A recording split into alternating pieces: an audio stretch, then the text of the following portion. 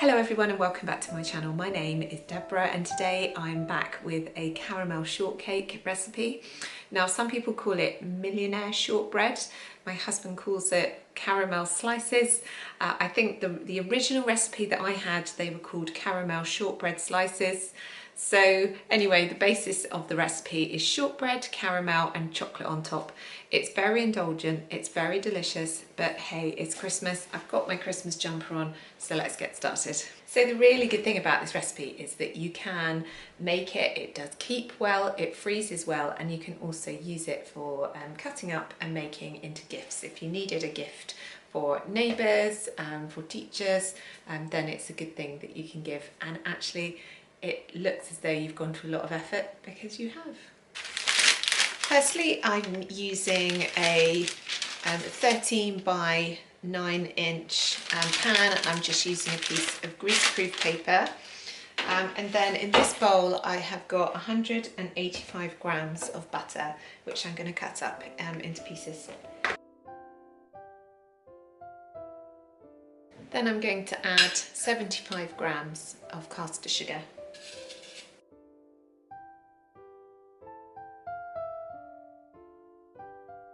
Then I'm going to beat this with a wooden spoon until it's smooth. Then I add 250 grams of plain flour.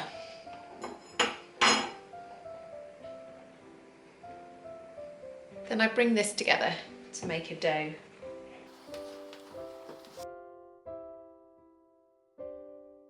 Once you've brought it together into a dough, you just pop it into the bottom of your tin. When I've got it in the tin, what I like to do is just use a rolling pin. This is actually a broken rolling pin. And I just like to go over and just level it all out. This is quite good if you are struggling to get the dough to cover the base. So there we go. And that then goes into the oven, 160 degrees on fan, in a fan oven, for about 25 minutes, just until it's golden brown. Right, I've just got the base out of the oven.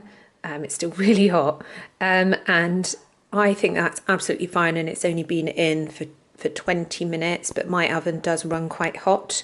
But yes, so 20 minutes, I'm going to allow this to cool down completely. Right, the next stage is to make the caramel. I mean, you don't want to do this when you have distractions, if you've got little kids who need your attention, because you need to give this your full attention the whole time. There are times when I have taken my eye off it, when I've been cooking the caramel and it has burnt. So it's really important that you give yourself a good 10 minutes to be able to make this with no distractions. So in my saucepan, I have got 185 grams of butter. And I've got 3 ounces of caster sugar, yes, more butter and sugar. And then I've added a whole tin of condensed milk. And I'm just using Asda's own condensed milk, and I put the whole tin in. So now I've got all of my ingredients on the heat. I'm going to let that dissolve together, and then it's really important that you whisk it, and you keep whisking it for between 5 and 7 minutes. So at this point, I like to put something on the iPad to watch and give it my full attention. Do not leave it, keep whisking it for the 5 to 7 minutes. So as soon as this has dissolved together, then I'm going to start whisking madly for between 5 to 7 minutes.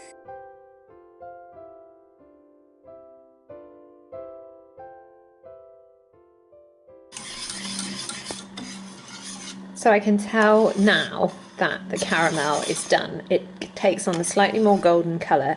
It goes really nice and thick. And so now, this was boiling for 5 minutes, and I feel like that's enough. So now I am going to pour the caramel onto the biscuit base.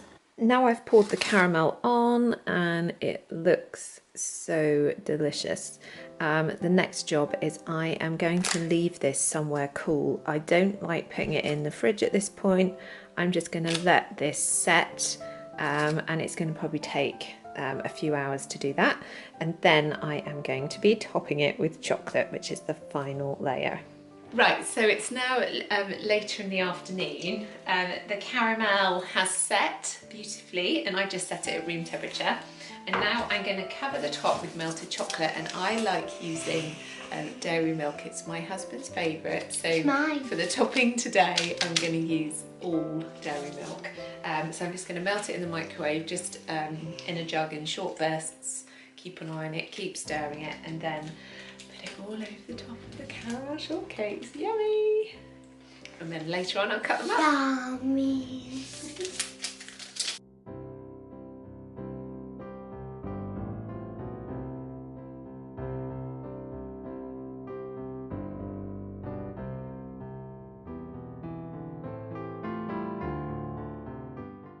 Now the chocolate has set beautifully, and I'm going to lift this out and then cut it up. And this is why it's a good idea to use the baking paper, because it's so easy just to take it out of the tin like that with minimal bother. And then you can easily peel off the paper and cut them up, and you can see the layers, the delicious yummy layers. I'm going to cut these up now. So I am all finished. Oh my goodness, they are so delicious. I did actually cut them and ended up with some bits I just needed to eat and to tidy them up. Oh my goodness, they're so delicious. They're obviously very indulgent, but I just really wanted to share that recipe with you.